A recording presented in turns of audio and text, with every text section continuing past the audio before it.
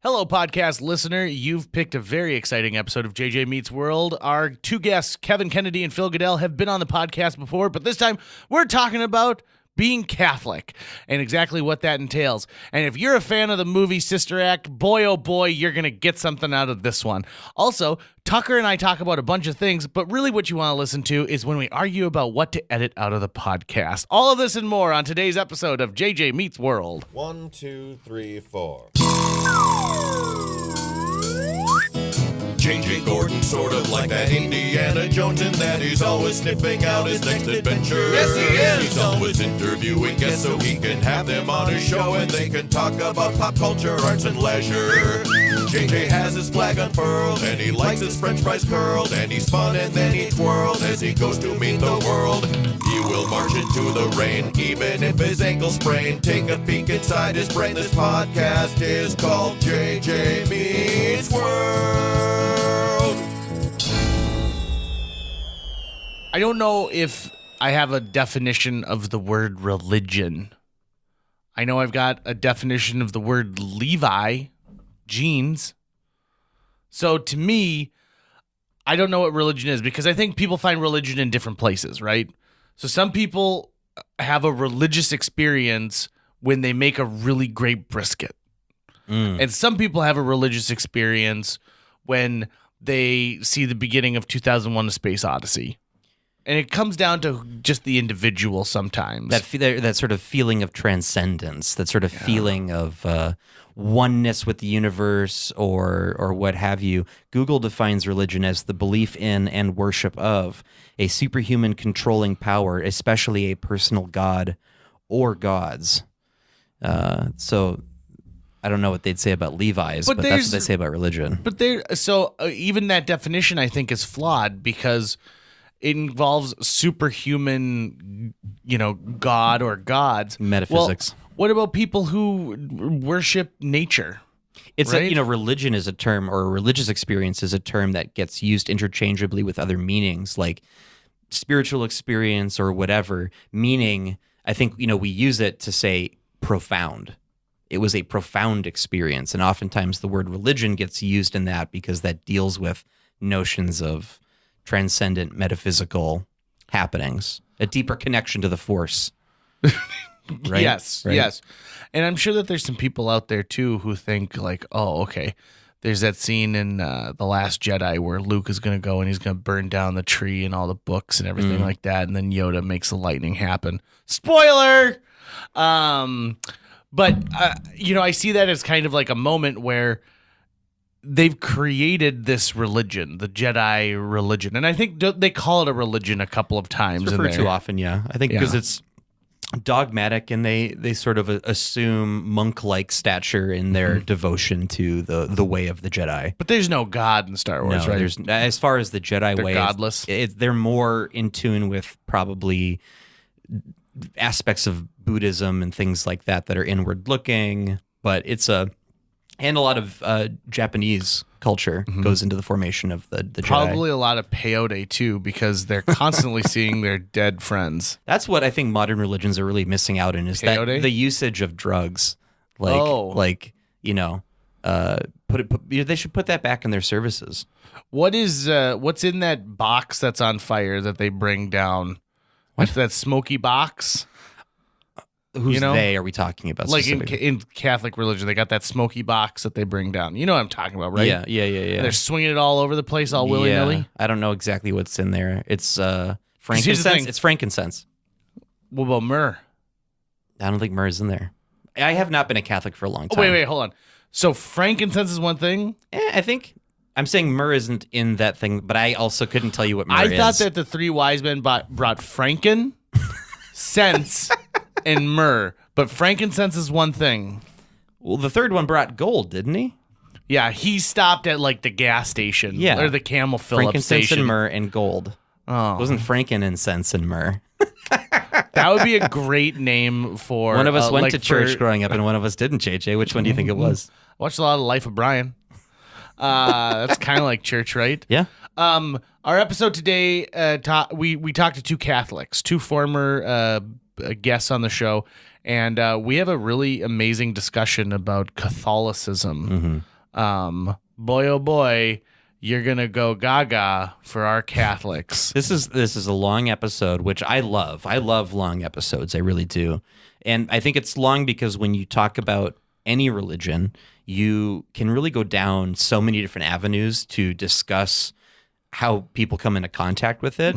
And like we could have gone on for probably a few more episodes worth of podcasts just talking about this topic today. And we're not talking who's right and who's wrong. We're talking about like, how does this affect your daily life? I think you're going to enjoy it. And before we even kick into that, here's a little ditty from previous guest Britta Nelson. I think you're going to enjoy this, and you might just learn something too. I'm pretty fucking drunk, so this might be not that good. Here we go. Holy books. It's how you learn the books of the Bible. These are the holy books. Tell me the names and I'll take a second look. This is his holy word. Tell his message till all have heard. Genesis, Exodus, Leviticus, Numbers, Deuteronomy, Joshua, Judges.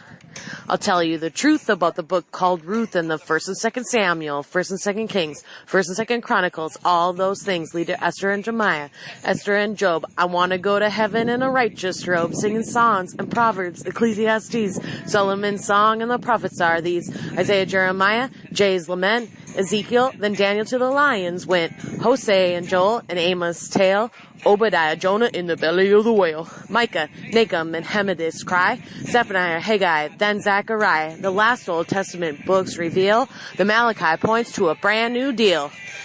These are the holy books. Tell me the names and I'll take a second look.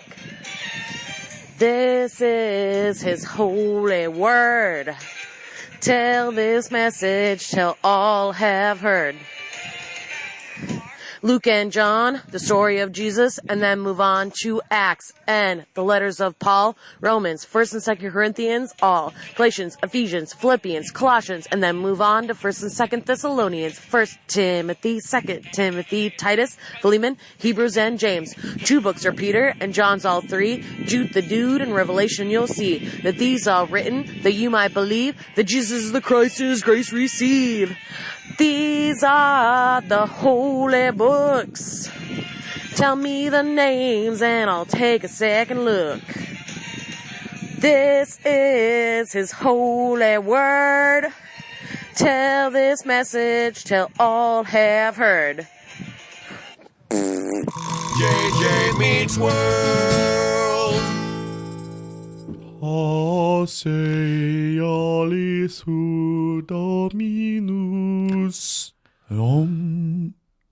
This is our religious podcast. It's Amen. JJ Meets World, and I brought in 2 of the finest Catholics I know, Mr. Phil Godel, previous guest. Yes. And Kevin Kennedy, also previous guest. Yes, me also.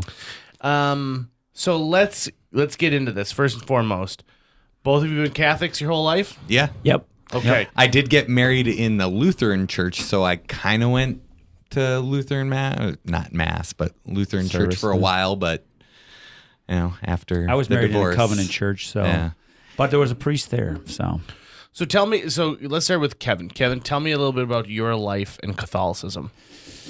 Born into it was really the thing. Both my parents were very active in the church we went to. So my dad was. It was one of those. I went to Basilica down in Minneapolis. Huge.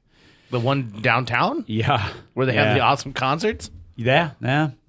So it seats 3,000 people when it was full, which would only be, of course, at holidays. But we'd pull in there, and my dad we'd come in the back, and my dad would peel off to be an usher, and then we'd go up the side, and my brother and I and my sisters, we'd always sit in the middle somewhere, and my mom would go sit in the front row because she handed out communion. So I did that for, years, every Sunday, 11:30 Mass. My mom went to that Mass till she died. Did you ever get to miss?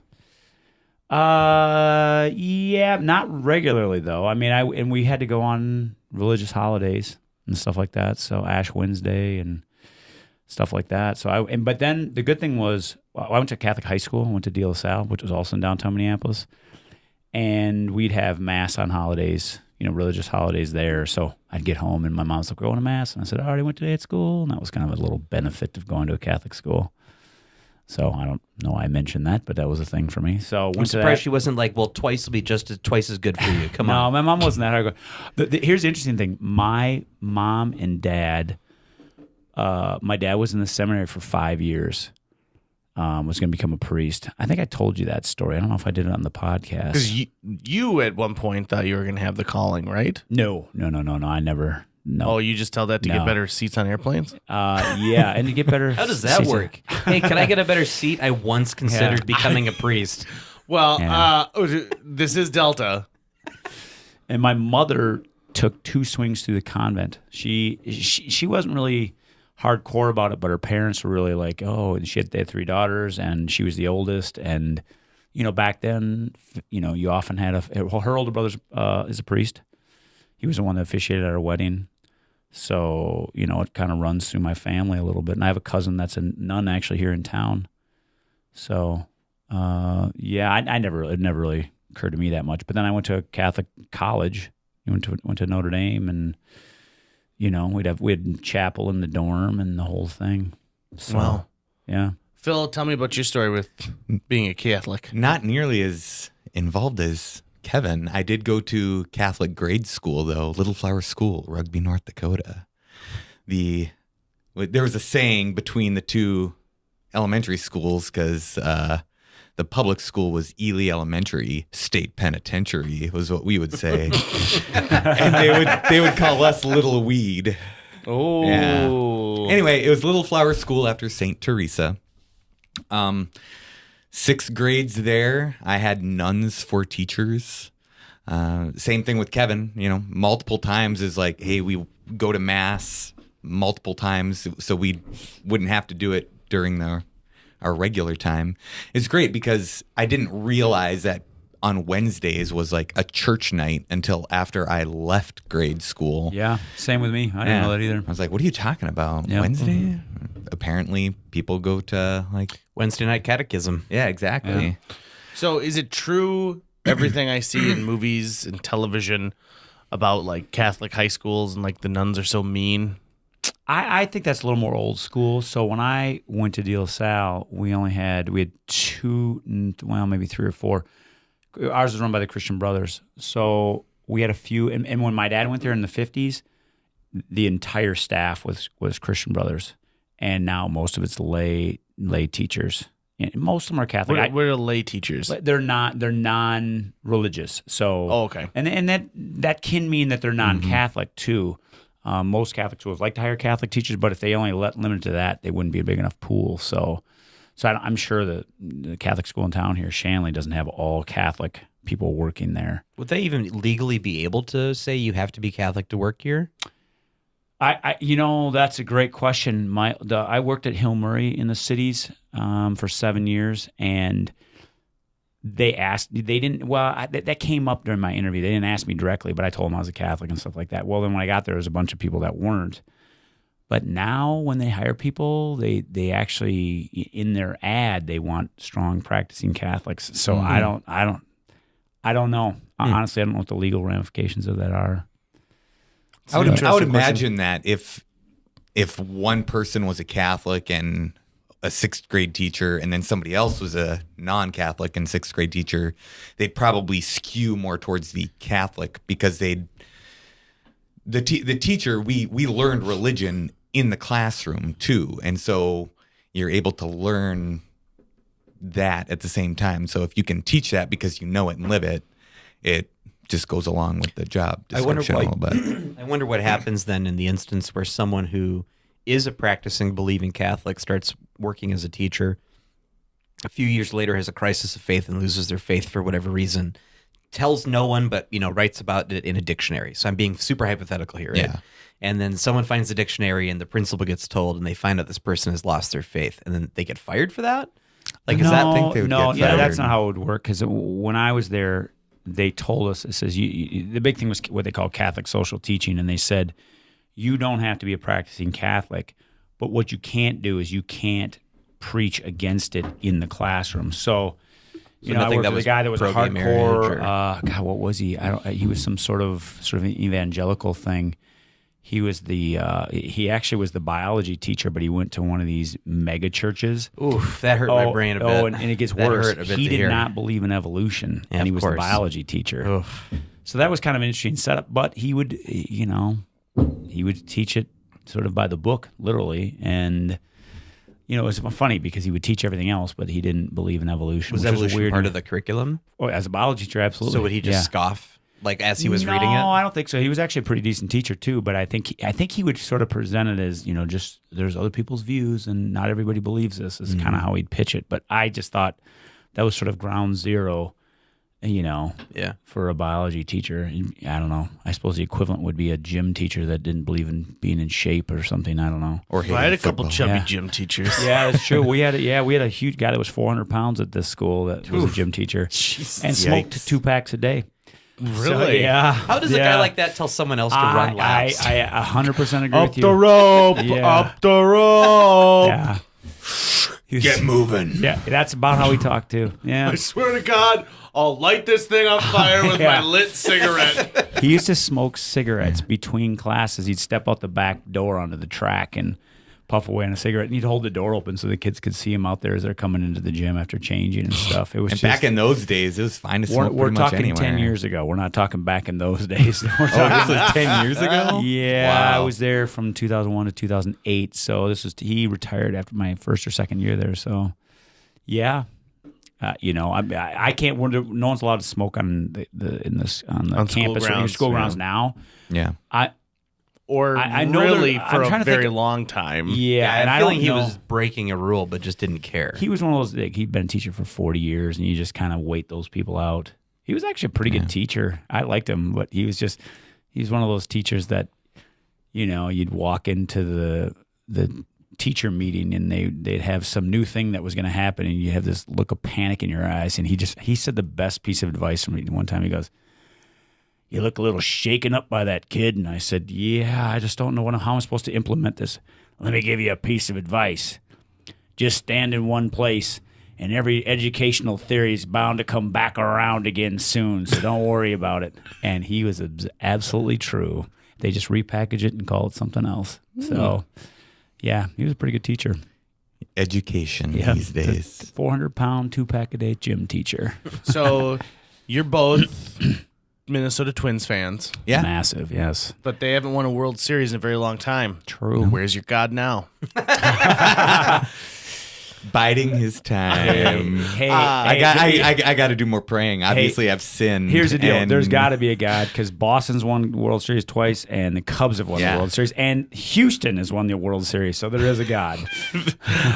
One of the best ads I've ever seen for a church showed up after the Cubs won the World Series, and it showed up in the paper like the next Tuesday or Wednesday, and it said, "Hey everyone, Mass starts at such and such time for all those promises you made during Game 9." And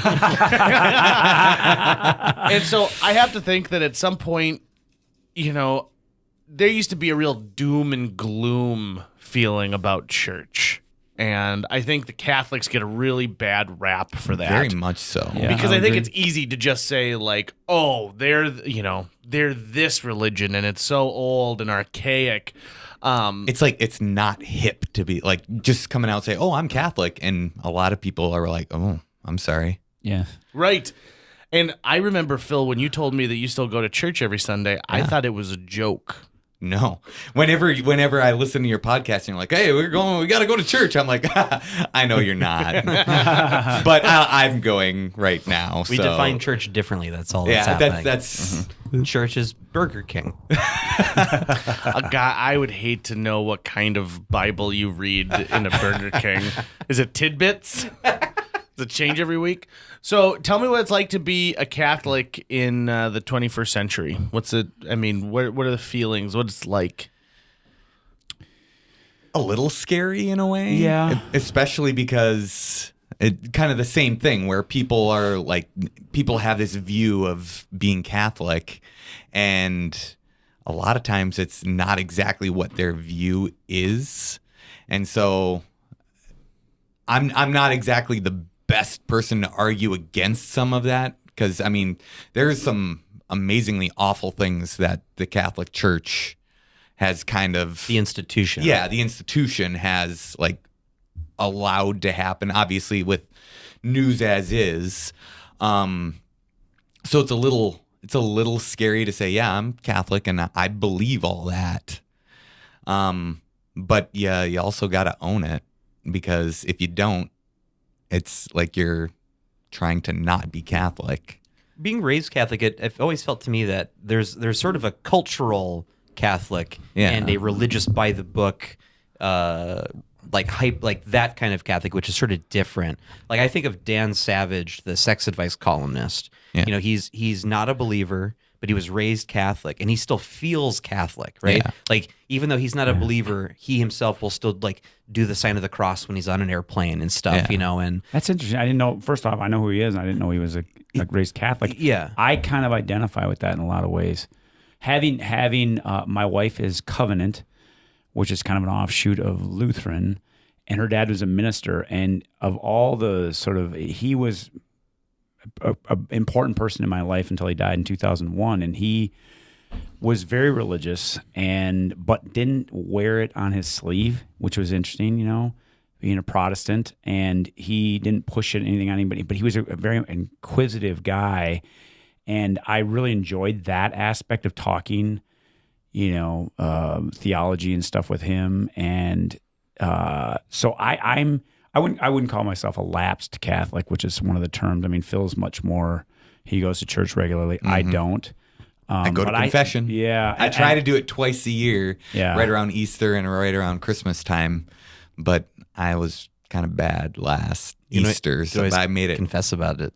What? You can always confess about how you missed a confession. Oh yeah. Usually, well, I mean, that's what you say. It's like my last confession was blank. Yeah. And you say, and I haven't been to confession in years, probably 10 years, and I don't go regularly, but I understand why people do. I mean, that I can see the importance of that. Since we've been in Fargo, we haven't found a church. I'll put it that way. But I don't, you know, I don't have the desire to go on a weekly basis, but I understand why people do it. And I did that for, all the time growing up. And then when we got married, we went to her dad's church for many years. And then I worked at a school that was Episcopalian, and we had mass every week there, and my wife would go on Sundays and stuff like that. So we were pretty active kind of until we got here, I guess.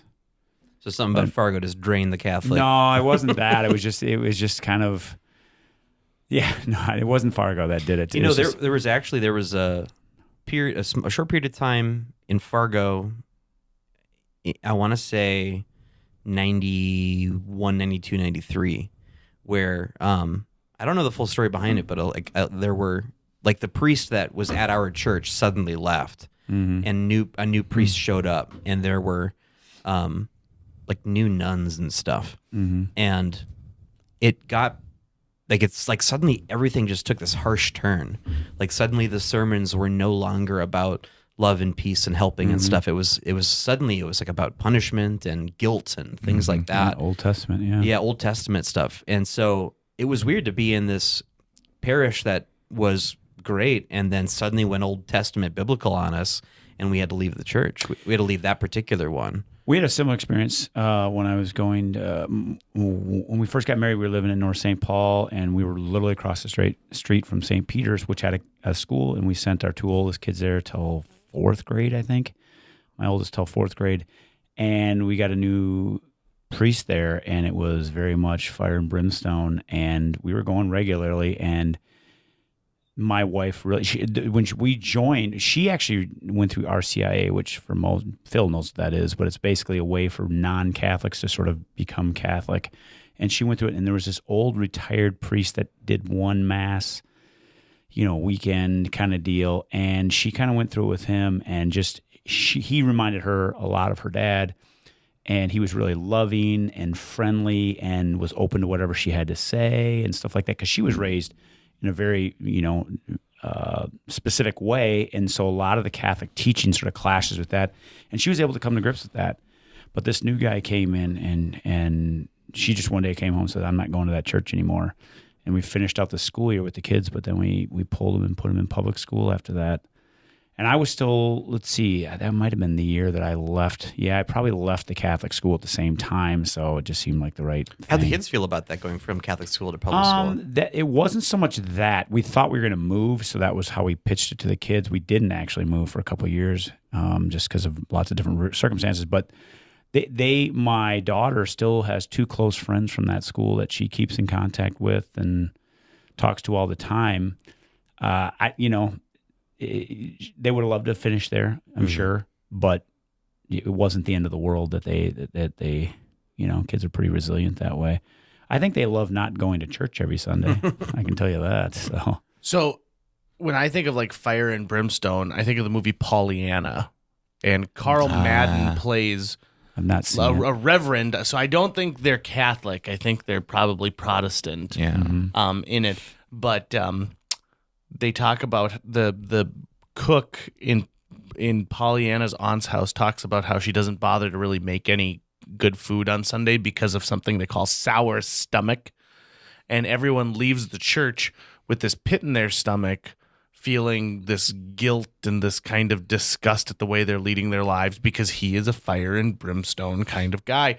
And of course, Haley Mills melts his heart, and then he talks about, the glory instead. And all of a sudden, then everyone wants to eat chicken and biscuits. So to me, that's what I think, that's what's fun to portray in the media, right? Yeah. So you take the movie Blues Brothers, and you've got the Penguin from there, and she's this super stern, spare the rod, spoil the child type woman. Yeah.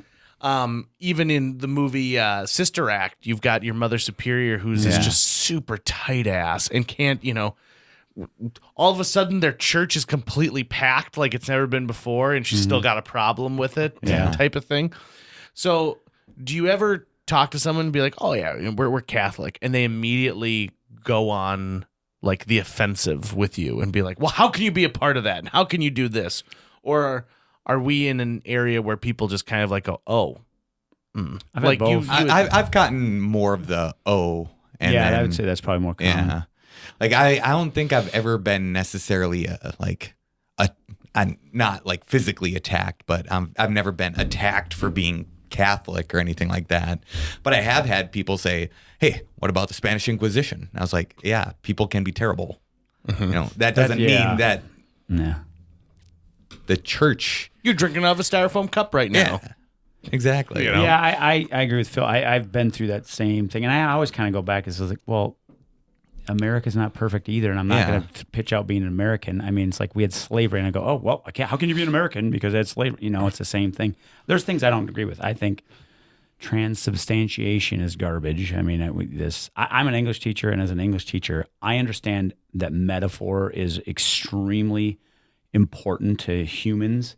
And so to say that the body of Christ, the actual physical wafer, is representative of God's body and God, and that you're eating it, and I'm not talking in a cannibalistic way, but you're eating it to feel closer to God. I get that as a metaphor. That works as a metaphor. What bothers me is when people go, no, it is physically flesh and da-da-da-da-da, and the whole thing. And I kind of shake my head. It's like, we don't have to go 1,000% on this. We can look at this and go, okay, there's some things that the church at one time said that made sense for the people of that time, but it's changed. I mean, we don't believe in we understand that the Adam and Eve story is a parable. Now, a lot of Protestants say, nope, that happened exactly the way, and this earth is 6,000 years old, and blah blah blah. Well, the Catholics have evolved on that, and no pun intended, I guess. And we should. I mean, the whole point of science is learning. Is it frowned upon to bring an apple crisp? to a Catholic potluck. The fruit wasn't necessarily an apple. It is not specified that it is an apple. It's just that they are Probably a not kumquat. supposed to. Could have been a kumquat or a kiwi. They had those then. I mean, what is native to that area? Actually, what plums, right? Maybe it was Fig- Honeycrisp could it be a before fig? Honeycrisp Yeah. was Fig, maybe? invented. That's why Honeycrisp is so good. I No, know. Honeycrisp was developed by the University of Minnesota. Or so you Now, think. A pink lady, that could be the apple Yeah. choice. So, as observant Catholics, is there? Do you think amongst your fellow parishioners and people who attend fairly regularly and pay attention to the news, does the flock feel like it's separated from the institution, the world power that is the Catholic Church, that is a particular seat right in Rome, and there is a ton of money there and stuff? Like, what sort of conversations do regular everyday Catholics have about the systemic cover-up of child rape and things like that have happened provably in the higher institution of the Catholic Church for a very long time? I haven't personally had a conversation with anybody about that, but interestingly enough, when I went camping over Labor Day weekend, we went to church, and it was at Theodore Roosevelt National Park, so it was just this really tiny church that has a little goings on because it's near oil country, and the priest there actually kind of spoke a little bit on it, because all the other sermons that I've heard is everybody knows what's going on, everybody's heard, and it's a good thing. And then they've kind of moved beyond it. And this priest said, you know what? I talked to some people and they said, you got to use this for a sermon. And he brought up several points within the Bible that I pity those priests, because they are... That is the worst thing that anybody could have done. Oh, yeah. Not only be in a position where you could take advantage of somebody like that, but then not only that, but now you are almost forcing somebody away from God's word and the religion. Yeah. You're not only forcing those kids, but everybody that loves those kids and cares about, because look at, other people that not necessarily Catholic, but didn't really have a problem with it. Well, now they do have a problem with it. I guess what I mean my question to be is, what is the view from regular Catholic parishioners of the higher institution of the Catholic Church and how it has been handling it even now? Because it seems like, when a group is that powerful and that separated from normal people, that the only way it seems that they could change is for the place where they get their money to hold them to account. Oh, that happened. I was at the Catholic school when the first major wave, was it 2002, 2003, Phil? Something like that, when I think you're right. Yeah, because there was a big documentary that came out about it. Yeah, and I was there. I was at the Catholic school, and I think the most enraged people were Catholics. I mean, of course, there was outrage in the media and all that stuff, but it wasn't the Protestants pointing at the Catholics saying, see what you've done. It was the Catholics inside the church that were just pissed off. And I saw that firsthand, and I was, it didn't hit close to home, so I wasn't one of the people that was like, oh my gosh, somebody I knew. It wasn't anything like that, but it was that I felt. The one thing about the second part of your question is how do we feel about the connection to Rome? It's kind of notorious that the American Catholic Church feels the most separate from Rome. That's part of the American psyche, that we feel like we're our own thing and we have the American, spirit and all that stuff. Whereas, the Central American and South American countries are very much sort of toe the line Catholics. Catholics are notorious. 85% of Catholics use birth control, which is a big Catholic no-no and things like that. So they're like, well, we're going to follow the religion, but we're not going to follow it to the letter. So there's a lot of that. But even in the higher institution, though, I mean, there's an American higher institution, right? Yeah. And I mean, the report out of Pennsylvania that just came out, Yeah. right? So, I mean, we know it's happening here too. And I'm not trying to say, let's hold Catholics to Well, the account. Minneapolis Archdiocese just settled for $210 million, and they ousted the Archbishop. Yeah. So it's close. I'm just really curious what conversations Catholics are having amongst themselves when talking about the people who are institutionally powerful enough in the institution to do it. Like, do you guys feel that positive change has been made or is being made, or do you still feel that there's a massive cover-up going on? I think there's strive. I have no doubt that there's more out there that hasn't been revealed. Yeah. But they're doing it. I actually think They're overall making they're making a lot of strides strides to really sort of clean house. I mean, I think the thing that sort of frustrated me was with a lot of these guys are like, okay, we know Father so-and-so did this. And so rather than one of the strides they made is now it's you report this to the police. Well, they weren't. Yeah. They were saying, well, we'll handle it internally and stuff like that. It's almost like they were a law unto themselves, and they would, take those priests out of circulation. They were still priests and stuff like that. And I just, you get the whole forgiveness thing, but you got to just get them out of there. And they didn't do that. And that was a huge problem. Now they've made some strides about sort of actually arresting those guys and charging them. What they tried in the past obviously wasn't working. Yeah, it wasn't so working. they're like, well, we got to do something else then. Yeah. It seems to be that, when you talk about being a Catholic, that's the first thing that comes to the front of the conversation nowadays. Always, yeah. It's because of the nature of it, though. Yeah. Right. I mean, that's what you're hearing, right? You're hearing the word Catholic, and then you're hearing abuse, right I after. will say you're right. For non-Catholics, if you're talking to a non-Catholic, that's probably the first thing that comes to mind. But if you talk to other Catholics, unless it's something that they feel like we've got to do some work on, that is almost never the conversation, ever. So you talk to another Catholic, they're talking about schools or a different church or a parish, or they're doing this or this priest or something like that. It's always sort of what's working for you. I don't talk to Phil and talk about child sex scandals ever. Yeah. Do you think that there's been in movies or television or radio, do you think that there have been really great depictions of what it's like to be a Catholic without dumbing it down or without treating it as a wink and a nod? I'm thinking of stuff like The Flying Nun. Oh, What about that's sort of wasn't it campy. Was it Keeping the Faith with Ben Stiller and Yeah, Edward Where Norton? he was Edward where he Norton. was a rabbi. Yeah, and a Jew but and a Catholic. that were actually were friends. they wasn't too both bad. competing for Jenna Elfman? Yes. Yeah. And because Ben didn't see it. Stiller being a Jew, it's okay for him to get married or something like that. But Edward Norton, no, it's not. But he was obviously in love with her, which just goes He to wanted to smash. Yeah, it just goes to prove. And then they have that conversation later on. Edward Norton and his superior is like, dude, if I had a nickel for every time I fell in love while being a priast, I have a lot of nickels. yeah, I'd have a lot of nickels. I think one thing Catholics have way over other Christian denominations is their churches are actually way prettier. Oh, and I oh, mean definitely. definitely. I remember the first time I walked in, I had a buddy that was Lutheran. He took me to his church one day. I was probably, 12 or something like that.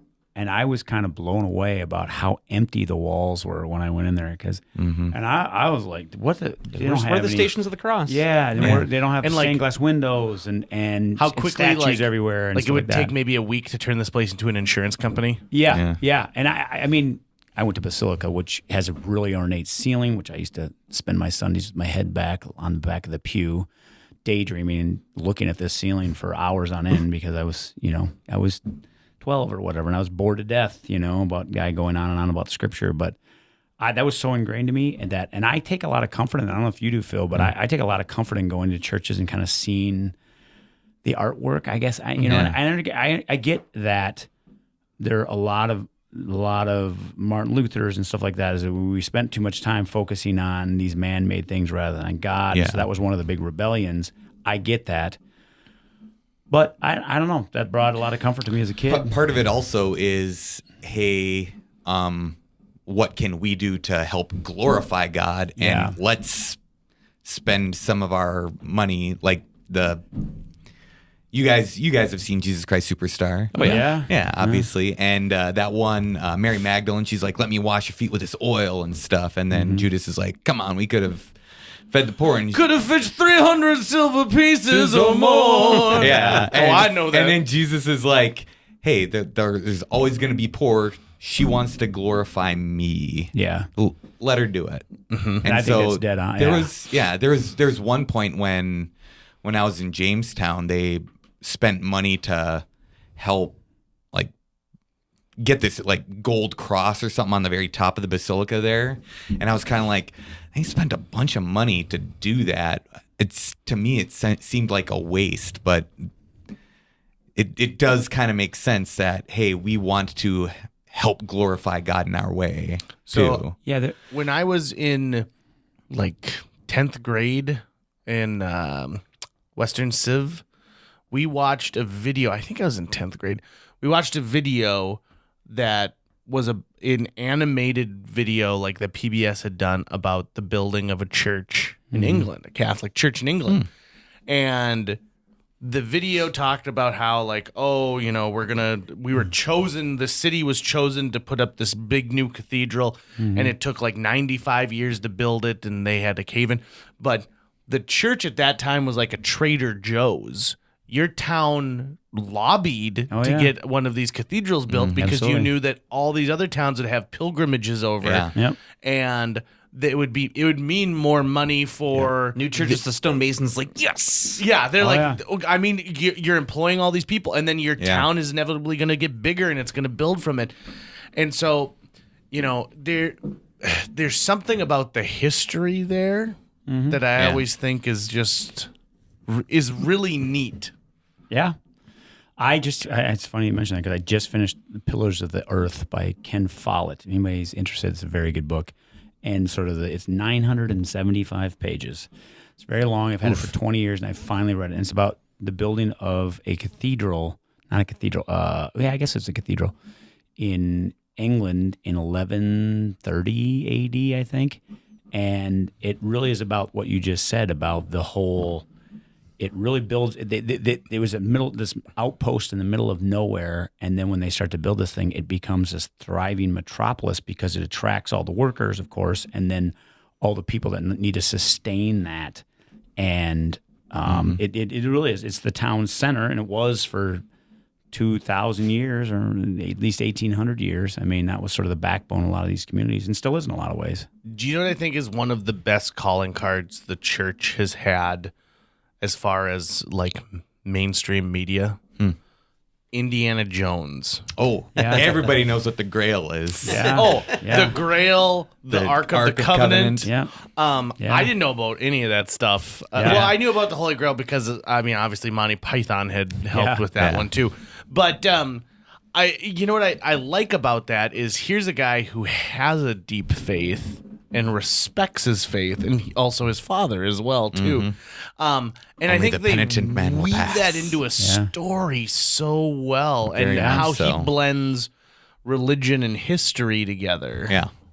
I really just get a kick out of it. And I also think, I mean, really, if you study history, I mean, there's really two things we study. We study war, and we study religion, and then most of the time they're intertwined. So I don't know. Well, religion, I guess, even if it's non-Catholic, is still a big part of war. You know, the wars we've had in the last 25 years or whatever. So, yeah, it's always been a part of it. Because it's intrinsically tied to death. I mean, yeah, absolutely. You know,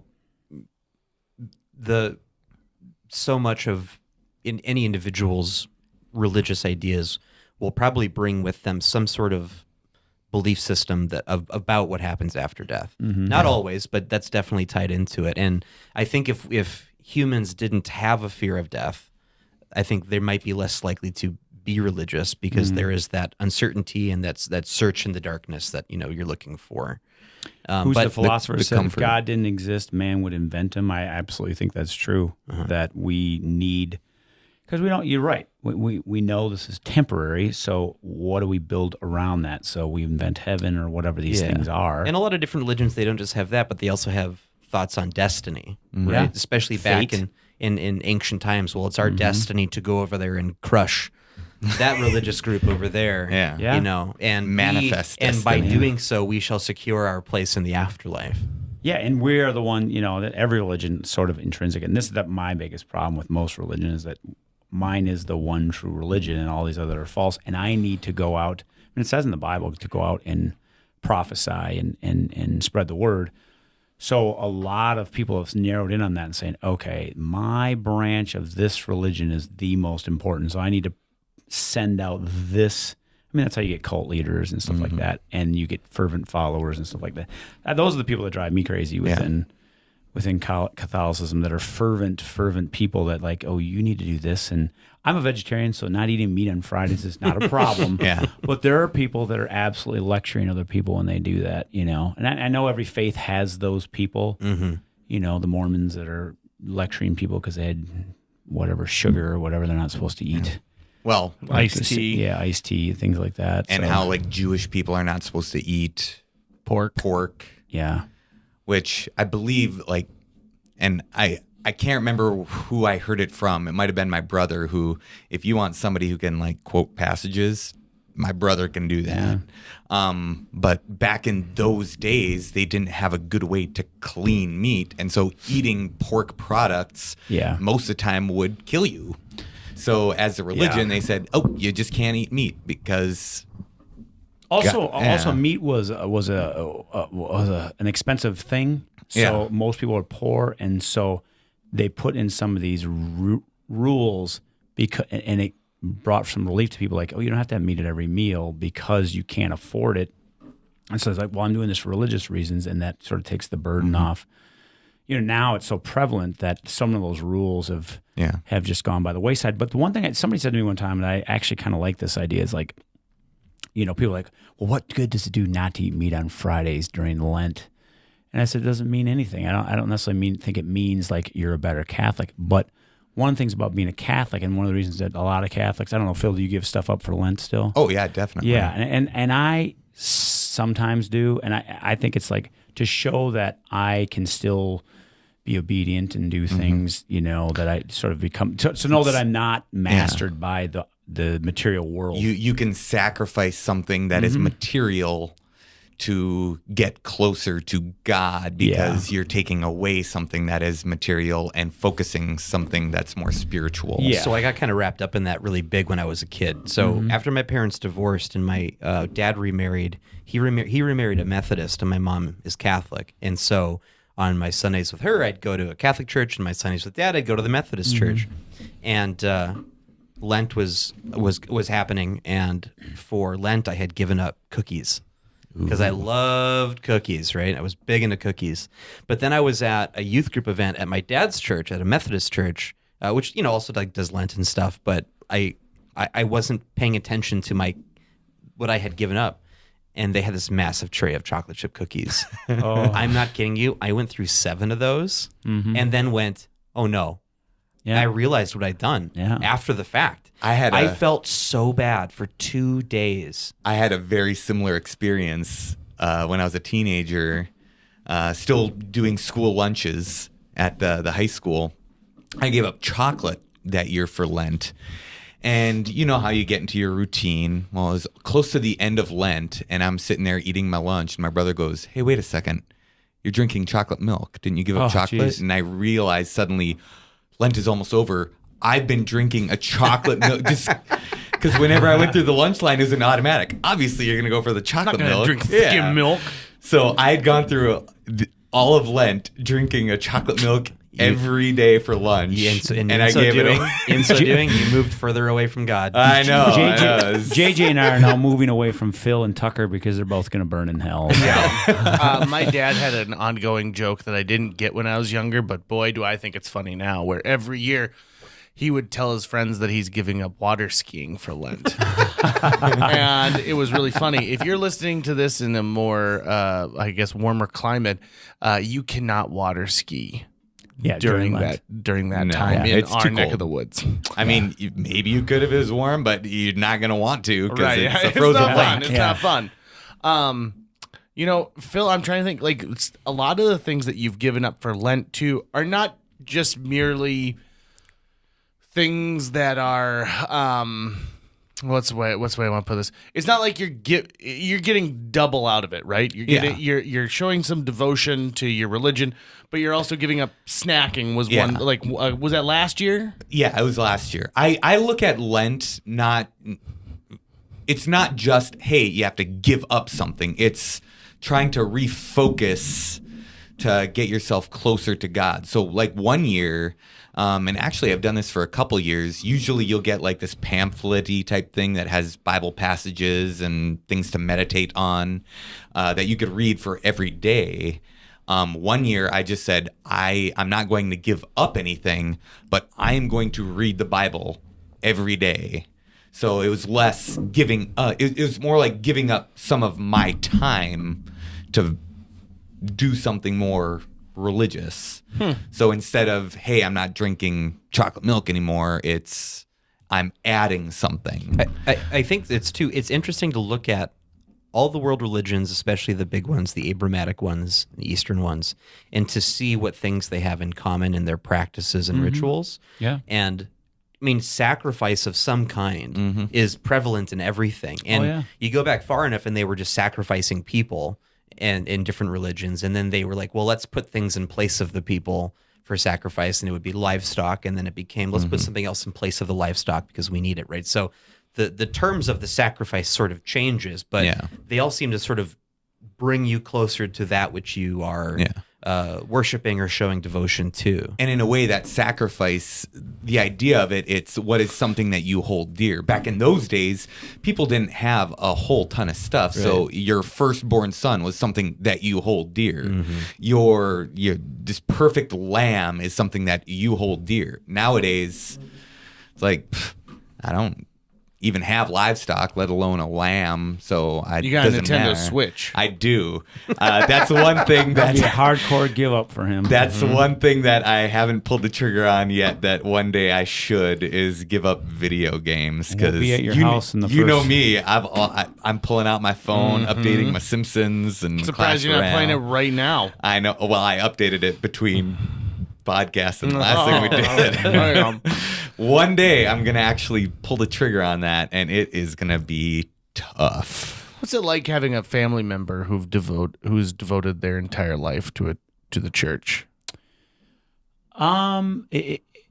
It's interesting. I mean, I like I said, my father-in-law was a minister, so I saw that. Now I came on near the end of his career, and then we lived with him for 3 years, and he was retired at that point. So I didn't get to. I saw him preach a bunch of times, but I didn't get to see how that sort of enveloped the family. You know, my wife. You know, Wednesday nights, stuff, religious classes, and then Saturday was something church-related, softball or whatever. You know, outings. You know, youth group stuff, and then Sundays the whole day was taken. So she always felt like she never had a day off because during the week was school. I came, later on in that, so I didn't see that. Now I'm fascinated by it. Like my cousin's a nun, and she is the youngest. She's 48, probably. She's 49. She's close to me in age. I was at her. Well, it's not they don't call them nunneries anymore, but her nun Hatchery? house. Hatchery. Yeah. No, that's where they make real estate agents. And I was just thinking of Shakespeare, so they The call them incubator. nunneries. She's in the incubator. Yeah. And she was the youngest person there. I mean, they had a couple people that were over 100. They had a bunch in their 90s. They had a bunch in their 80s. And so, a lot of it was, that's a different lifestyle that in a lot of ways is dying out, the nuns. Same thing with the Christian brothers. But the priests, obviously, that now they've declined a lot in numbers. But to see, I think a lot of, one of the other problems that sometimes people don't think about that they have is there's a lot of alcoholism in with priests, because I knew one guy that was an alcoholic, and he said, he'd go back, Sunday's your day, and then you're doing calls on people all during the week, but then you go home, and unless you had another priest living in the house or the building that you live in, as often you're going home and you're by yourself, and he said it was just, you drink wine to sort of calm down or wind down the day because there was nobody to really interact with. And that to me is one of the big mistakes I think the Catholic Church makes is that priests can't marry. By the way, priests get married until 1130 AD. So this myth that they shouldn't be allowed to marry was a made-up thing, which really, that's another thing that really Or at the bugs me very about least, Catholic. let them smash. Like, they don't necessarily have to, get married. Yeah. They could be married to God, but let them go smash still. Like, let them go. Well, but premarital sex. Let him Well, be that- a and that's, awesome, that's the issue. you know. How nerdy is it that I thought you were talking about like Super Smash Brothers? Hey, let's go play Super Smash. That's exactly what I was talking about. yeah, What- right. what are these guys I talking think about? that don't was know. like it was Father Gary just wasn't good with the ladies, and he's like, well, forget it then. None of us can be married. Put it in the book, Joseph. Write it down. Right now. Actually, it was a very specific reason. What happened was the Catholic. What was happening was people would die in the parish, and they would will their stuff to the church if they had no offspring and stuff like that. So that was quite common. So let's say you die and you have 100 acres and you will it to the church and it becomes. But what was happening was it was going to the priest running that church, and so when he would die, he would just give it to his family. And so they saw that a lot of wealth was being passed away from the church, and it was an economic thing. So they forbid them from getting married and having offspring and stuff like that. So then what happened was the money was going to the priest, and then when the priest would die, it would go to the church. And so most people don't know this, but most of the church's wealth is tied up in real estate, most of it. Oh, yeah. Joseph, so you're telling me that the apple orchard is being left to Betty? Yes. Well, that's just not right. Yeah. Those apples are tasty. Yeah, and that's happening, and when you think about, that's the thing that kind of angers me the most about the Catholic Church, to not to come to grips. And what did they do? They made a reasoning behind it. Well, the priest is doing the Last Supper. It's reenactment of the Last Supper, which I think is, in other words, imagery and stuff like that. I like that whole idea. So the priest it's the disciples are on with Last Supper, and that's why we go through that whole ritual. Cool. Don't have a problem with that.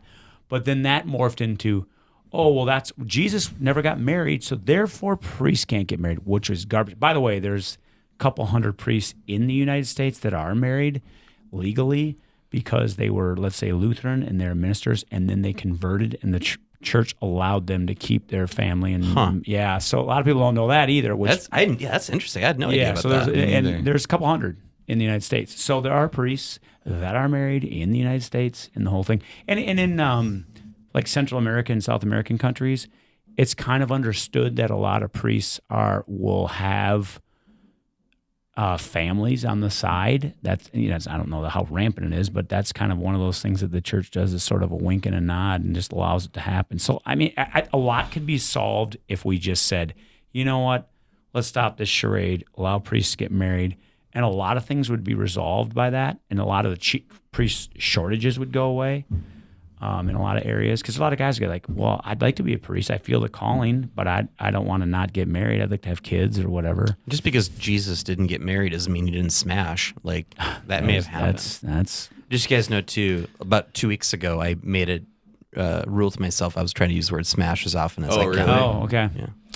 I don't know that Jesus called it smash. Burger a lot. What's the word for smash in Aramaic? I'm not sure. So I don't know. Let's ask Mel Gibson. He might Yeah, know. he would know. Heyo. Yeah. So, one thing that I always think about is like, no one's really done a really great movie about the Bible yet. They had a pretty good series. Was it the Discovery Channel or the History Channel had a pretty decent series called The Bible. The Bible. Yeah, and I saw chunks of that, but I really think what we're missing here is a Muppets one. Ooh. Yeah. Right? Obviously, Kermit the Frog is going to play Christ. I think one of those old guys in the balcony needs to be the Archbishop and the Pope. You Right. know, think I that disagree. would- Statler Statler should be just I mean, God they also himself. Yeah, there you go. they They already did got good it. like Yeah, there you go. Romans too. Speaker's got to be John the Apostle. Like, Yeah. he's got Well, and boy, this lays out nicely then. So Miss Piggy is Mary Magdalene, and oh my gosh, she'd be a great Mary Magdalene. That would really change my view of sometimes Mary she's Magdalene. Pontius Pilate, there Sometimes you she's go. Mary Magdalene. Sometimes she's Pontius true. Pilate. I also, do you guys ever? I wish I could remember his name, but he was on the Jesus. He used to be on the Bob and Tom show all the time, but he did a routine about the first baseball game, and it was between the Bethlehem Braves and the Jerusalem Giants, and he does all of these voices in it, where he does his Harry Carey calling it, and he goes, "Hey there, sports fans." and goes into it like, by the way, today's game is brought to you by Nabisco Communion Wafers. So when you're, go for when you're looking for the body of Christ, go for the box with the most Nabisco wafers.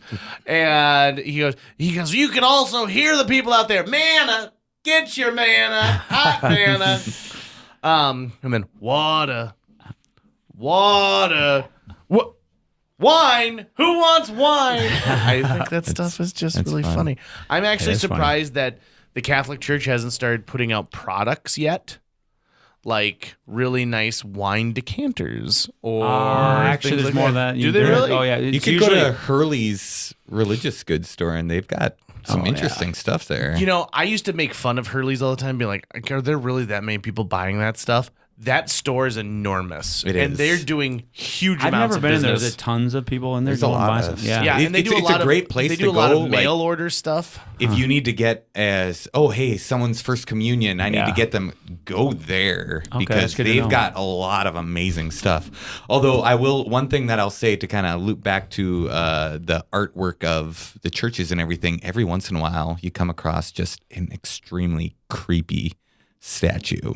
Oh, sure. Oh yeah. Where like a crucified Christ, where it's very detailed. And I remember watching this movie on St. Francis of Assisi back in my grade school years. And there's this point when he's in church and he sees this crucifix and he's like suddenly feeling like the calling of God or something. And then the crucifix like moves and opens its eyes. And I was like, scared the shit out of me. I just realized we missed a golden opportunity to have a Ernest Goes to Church movie. Yeah. Oh yeah, where Ernest Ernest accidentally made the Pope. Ernest Goes to Seminary or something like that. Yeah. Ernest Goes to Rome. So I love Catholic humor. I think Catholic humor. Catholics love it the most. Yeah. we love it. Yeah, it's great. One of my all-time favorite musicals is Nonsense.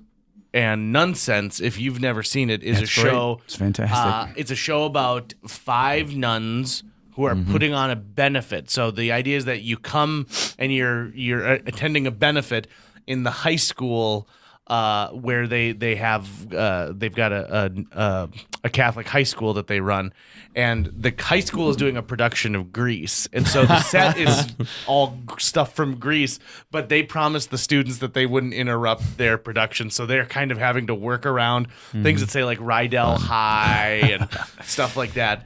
But the one that you can find and watch online is they taped a Broadway performance where Rue McClanahan, who was, of course, the body sensual golden girl, Blanche, The sexy one. the sexy golden girl. Sexy golden girl. She plays the Mother Superior, and when I first saw this as a kid, half the jokes flew over my head. As I watch it as an adult, it gets funnier and funnier.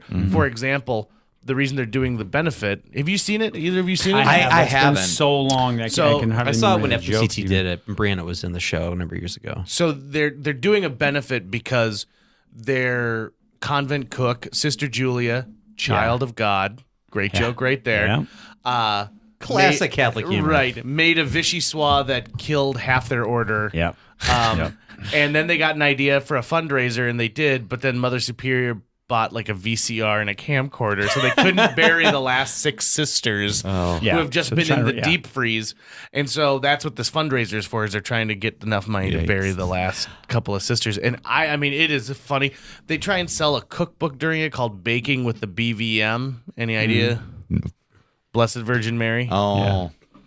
I mean, I really think it's top-notch stuff. Another really good movie. I remember borrowing it from you a couple years back, The Trouble with Angels. Oh, a Haley Great Mills movie. classic. I know. Oh, anyone here? Trouble with Angels? No. I've not seen Great it. movie. It's Haven't heard of it. Haley Mills goes to an all-girl Catholic high school that is, like in the middle of nowhere. It's like in Hoboken, New Jersey, and so all these girls are from all over the country, and it's about she and her best friend, and they're constantly getting into trouble. Rosalind Russell plays Mother Superior. Oh, geez. They made a sequel to it called Angels Ride Again, where they're on like a cross-country field trip. I mean, it's some very good stuff, and that to me is a great portrayal. That is a of great nuns, portrayal. because Haley Mills the whole time is like, "Ugh, these people are so stuck up," and you watch through her eyes over these 4 years this respect that she comes to find for the sisters who are working in this convent. And the one nun dies, and then Mother Superior is just heartbroken because they went to school when they were young, and it makes me cry when I watch that scene. Yeah, and she kind of throws herself on the coffin. There's a lot of great moments where you see, you imagine that, okay, the life of a nun, they're pious all the time, and but they're human. Strict. They're human beings too, and Yeah. they have human feelings. I think of all of the people depicted in the media or in movies and stuff, I think nuns are probably the most unfairly because they're always the stereotype is the woman. They're in a from, habit. is the woman from Blues Brothers, and is very strict with the ruler sort of thing. And I've never met a nun like that. Now I didn't. me I neither. wasn't going to school in the 40s and 50s when I think some of that was true.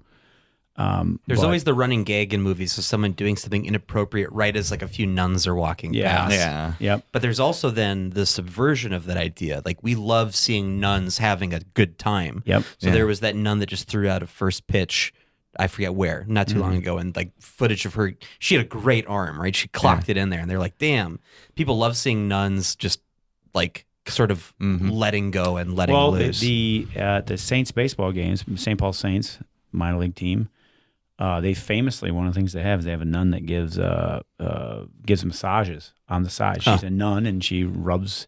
It's just a shoulder sort of thing, but people they line up to, and I think it still happens. They've been doing it for 20 years.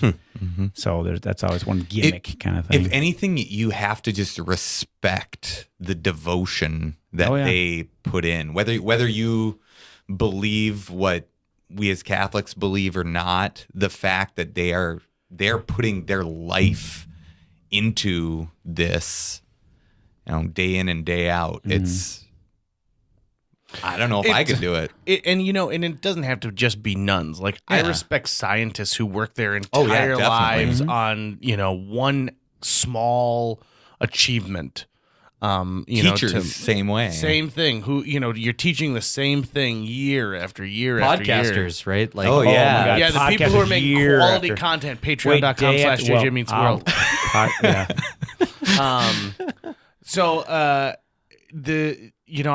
I also want to just bring this up real quick too, which is, if tomorrow the church turned to you and said, listen, we're out of priests. We're completely out of priests. Would you ever consider, if the church came to you and said, we love the way that you interact with the community, we love, your energy, and that's what we want to push. I think the thing that I know a lot of folks who are starting to go to church. Oh yeah.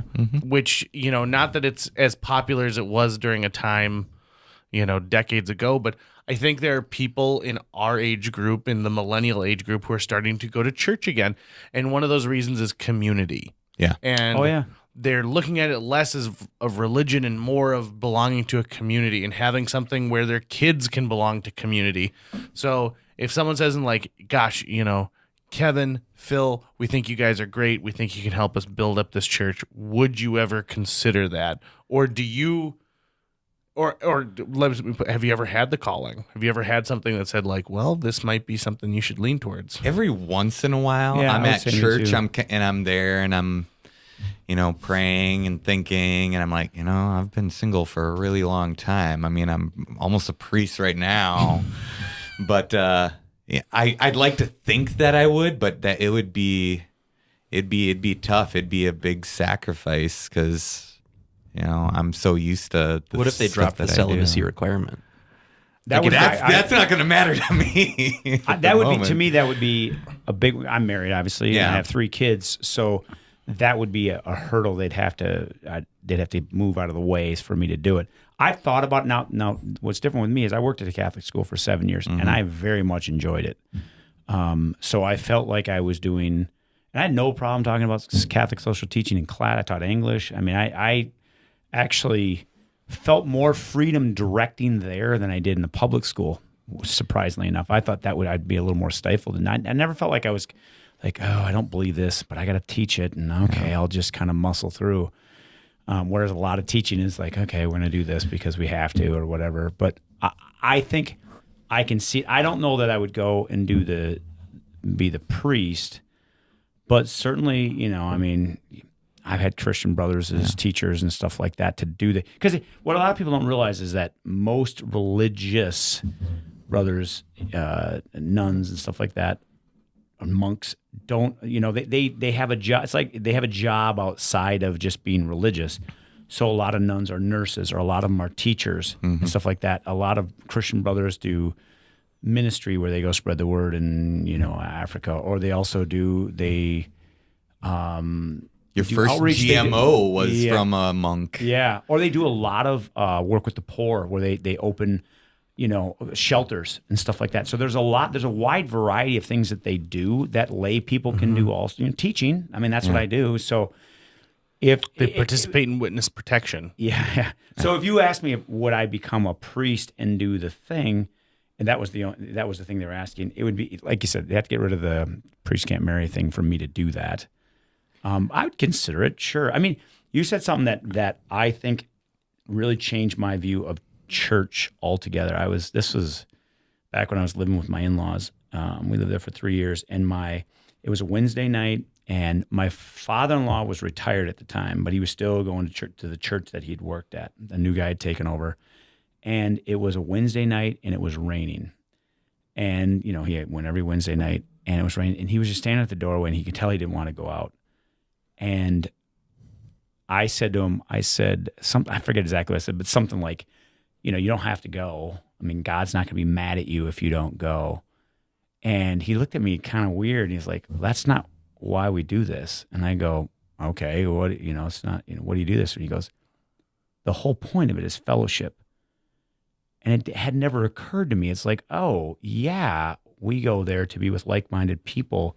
Yeah, we praise God and do all that. And that's what we do together. But it's to sort of, as a group, we go in the same direction and we kind of help each other along. Mm-hmm. And when you mourn together, you celebrate together. When you look at religion that way, that's where I think its power lies. People get wrapped up in the rules and regulations, and I think that's always a mistake. And you see that in Catholic churches all the time. You get the hardcore ones, and then you get the more liberal ones. And I'm not a big, okay, if you do this and this is what the rules you have to follow. And there's people that force that on you, and it just gets old, especially as you get older. But there are churches where they are very much, we're here to help each other out, and we're all pushing in the same direction. We're all in this experiment together. I think part of the drawback is a little bit of the fear because it's hard to it's such a strange thing to believe in a lot of times that, well, what if I say something wrong and that's not exactly what we actually believe, because you worry that you're putting other people are putting your word as their faith. And so, well, what if I get it wrong? Then I'm leading them astray. So I think that would be something that I would have to overcome if a church said, hey, we need you. And interestingly enough, I've met a lot of priests and talked to them privately that have said, well, I don't 100% believe this, but they preach it outwardly, just like anything else. Mm-hmm. You say things. It's like saying, you say to your kids, yeah, Santa exists, until eventually you tell them that it doesn't. You've put on a facade because that's the best thing for the overall deal. I wonder if there's a study about PTSD in priests, because so I think of the pastor Mary Jo Holte at the Presbyterian Church, where I'm not a confirmed member because I didn't think confirmation was cool. But that's, if I had to identify myself, I'd be a Presbyterian. Went on one ski trip with a youth group there. There you go. But both of my parents passed away in my home. And even though we were not active members of the church, even though it had been years since we had gone to a Sunday service, and we certainly were not donating on the regular, when crunch time came down to it and we didn't know what to do, we turned to our church, and Mary came over immediately, and she asked what she could do to comfort both us and comfort our loved one. And we said, could you read something? And she chose some passages to read and, had comfort for us, helped us even with like the funeral plans. We had both of their funerals in the church.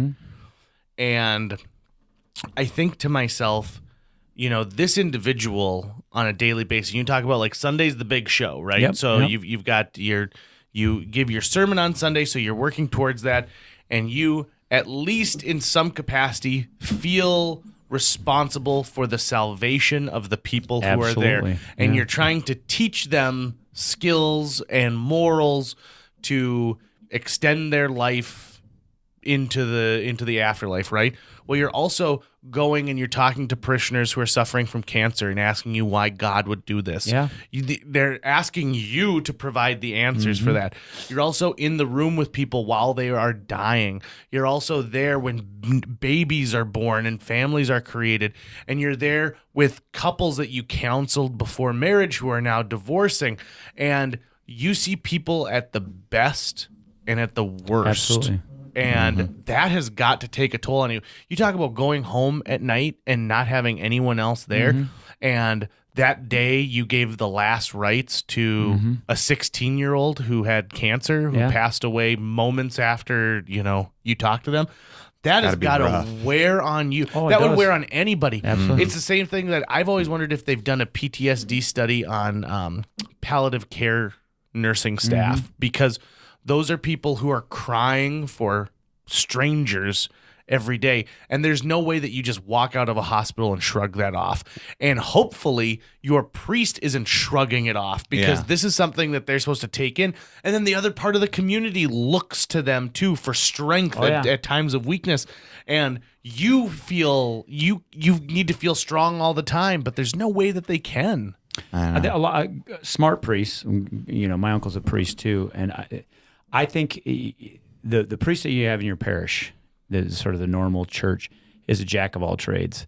He's got to do, like you said, he's got to go give last rites. He's got to do all these things, and he's not good at all of them. My uncle was a parish priest for many years, and then he got out of that and became he had two strengths. He was on a rotation at the hospital, so he was the on-call priest for people that needed a Catholic priest at the hospital, and he loved that work. So he became a good specialist in that. And then he wrote quite a few books on marriage, and he ran these marriage retreats and all this stuff. And so he became kind of a specialist on that. And I don't know if he got an advanced degree in that, but counseling and stuff like that. And especially marriages that were in trouble and they were looking for, how can I strengthen my marriage? Otherwise we're headed for divorce. He really became a good advocate in that. So I when you're surprised that this minister came and she could have easily said, well, you fell away from the church long ago, so I'm not going to help you in your time of need. I think they look at it as like, this is the work I'm doing, and the best thing I can do is help shepherd this person into the afterlife and provide a model so that their goal is probably the wrong word, but their hope is that you will see that and go, okay, she was there in my hour of need when my parents were dying. Maybe there is something to this. My friends, they didn't know what to do. Who do we call? We all run into that. We're like, oh, what do I do? My dad's dead now. Who do we call? I don't even know where to go. And I think that compassion is what is a big cornerstone of the faith too. The fact that, you weren't they weren't really getting anything out of you, but you asked for their help, and they're like, I'm going to go help this person because they need it. And there was no time where I felt like they were waiting for, okay, so we'll see you on Sunday. No. Where's the donation? None of that ever happened. No. And so I've got a massive amount of respect, even for the fact that, like, with Mary in particular, we had a neighbor who had become ordained in a different denomination, and she came over and said some words too. And I remember mentioning that to Mary, kind of sheepishly saying, like, yeah, and we had, our neighbor, Pastor Goki over here too.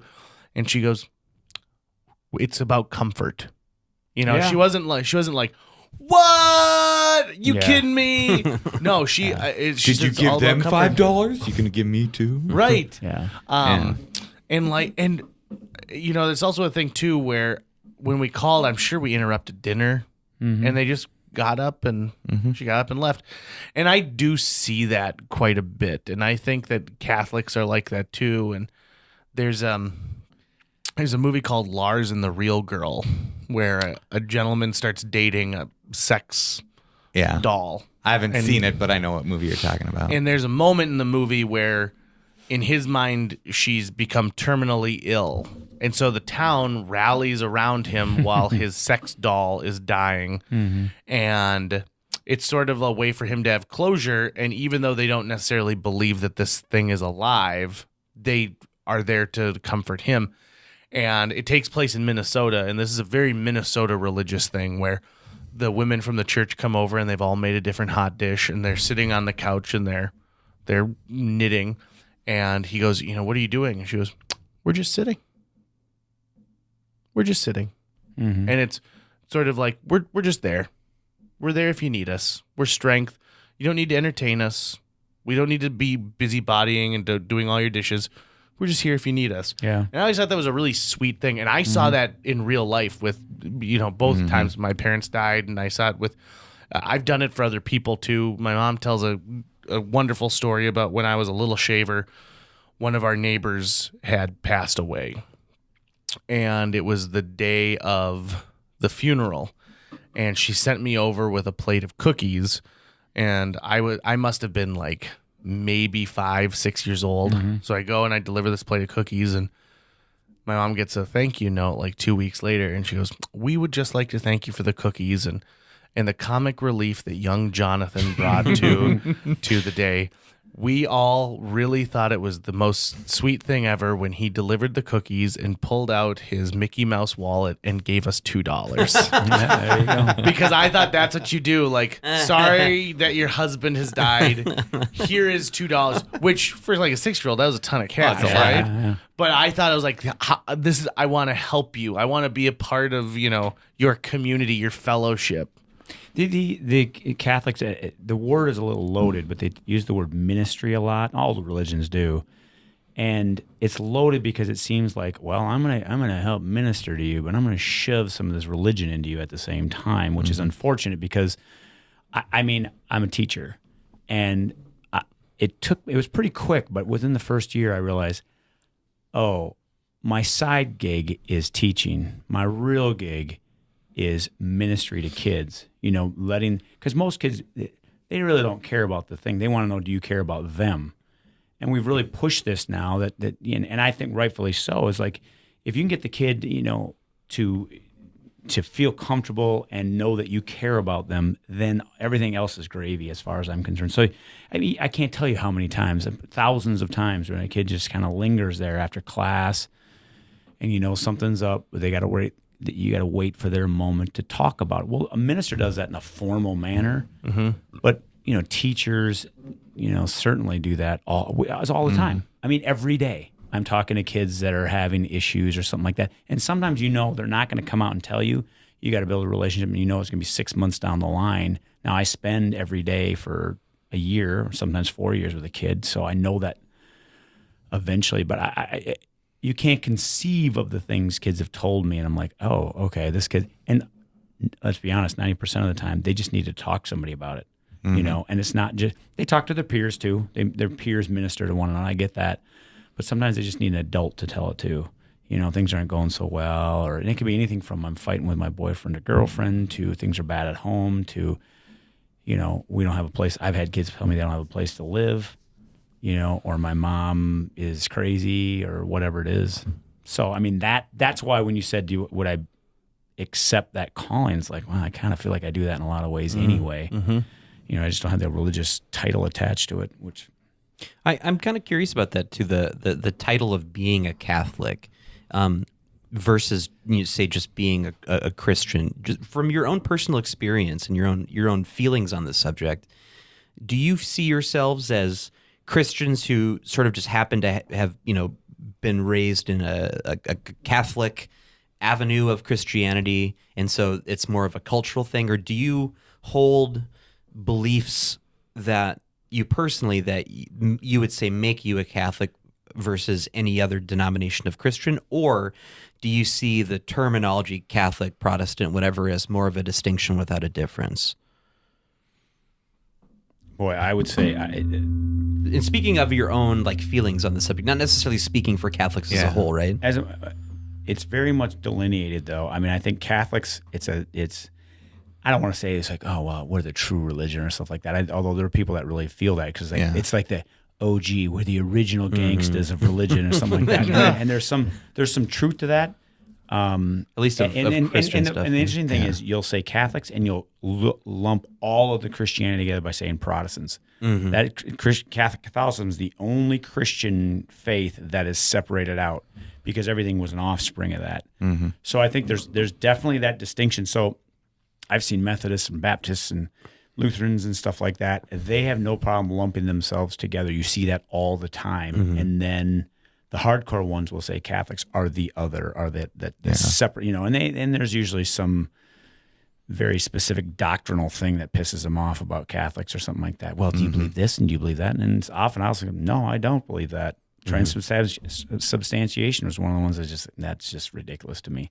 And I don't go, oh, well, then I can't be a true Catholic. And there are people who say, well, then you're not a real Catholic. Sure, yeah. They want to gatekeep. They want to say. Yeah, they do. Sex before marriage or, the big one obviously is being pro-choice or pro-life. Sure, because the God that created the supernova cares what the gender is of the consenting adult you're having sex with. Exactly. Right? Exactly, yeah. And it's almost from what I've heard and in a way from what I feel, it's almost a sad thing that it's so fractured. Yeah. Because, I mean, legitimately, we all basically believe the same thing. It seems to be differences like in customs and exactly. and in titles and in how minutia, hierarchies and stuff like that. And Kind of like how it is driving in each state, right? Yeah. Yeah. Do you have to have your lights on or off when it's cloudy? Really extending the metaphor here. That's a pretty weak metaphor, JJ. That was a long silence. And I mean, You said metaphor was what we needed. Yeah. I agree, but his metaphor sucked. So, I mean, pretty good metaphors. the majority of everything is so similar that it's almost sad that it's as fractured as it is. I often look at it as taking pride in your baseball team or football team. That's kind of how I look at it. It's like, I'll get razzed by other Christians sometimes, and it's like I'm a huge Twins fan. Phil's a huge Twins fan, so I have no problem with a Yankees fan or somebody that's a different fan kind of giving me crap about it. Although the Twins are the best team, and I also hate the Packers. So, but I understand that we're all playing football, we're all playing baseball. So I think the distinctions are kind of stupid. Yeah. Obviously, the bigger distinctions come with Muslims mainly because that's the one we come in most contact with. In at least in our state here, but I've gotten to know a lot of Muslim students over the years, and I think the similarities are much more important than the differences. There's different. They pray 5 times a day, and again, those seem like ritualistic differences versus philosophical differences. And some of it is, in a way, it's like. So I've been to some of the Lutheran churches, and they say, hey, if you believe Jesus is your Savior, you're welcome to receive, communion or whatever that they do. Whereas the Catholic Church, it's kind of like, we are glad you are here, but if you don't believe it, don't take communion. Don't take communion because.